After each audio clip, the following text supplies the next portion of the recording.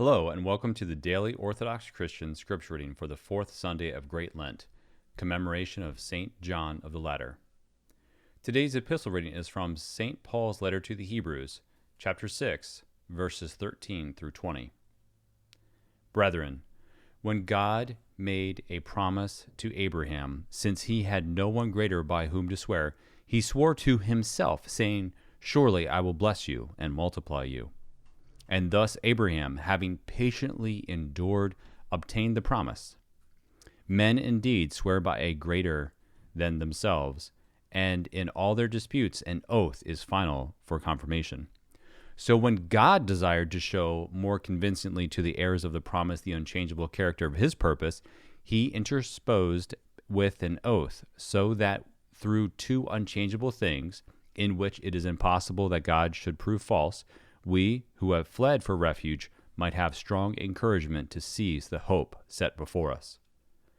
We have this as a sure and steadfast anchor of the soul, a hope that enters into the inner shrine behind the curtain, where Jesus has gone as a forerunner on our behalf, having become a high priest forever after the order of Melchizedek.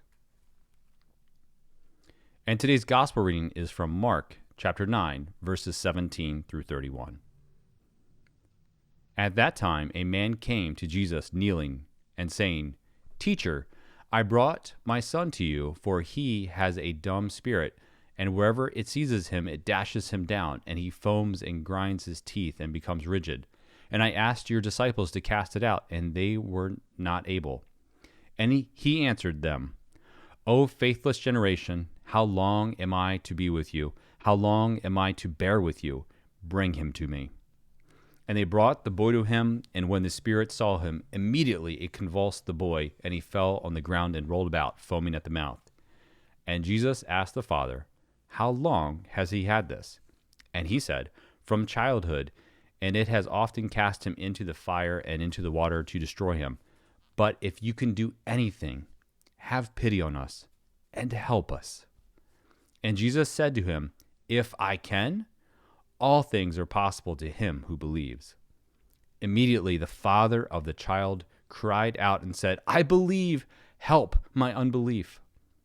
And when Jesus saw that a crowd came running together, he rebuked the unclean spirit, saying to it, "You dumb and deaf spirit, I command you, come out of him and never enter him again." And after crying out and convulsing him terribly, it came out, and the boy was like a corpse, so that most of them said, "He is dead." But Jesus took him by the hand and lifted him up, and he arose. And when he had entered the house, his disciples asked him privately, "Why could we not cast it out?" And he said to them, "This kind cannot be driven out by anything but prayer and fasting." They went on from there and passed through Galilee, and he would not have anyone know it, for he was teaching his disciples, saying to them, "The Son of Man will be delivered into the hands of men, and they will kill him. And when he is killed, after 3 days, he will rise." Thank you for listening. Let the brightness of the Lord our God be upon us, and direct the works of our hands to do good. See you tomorrow.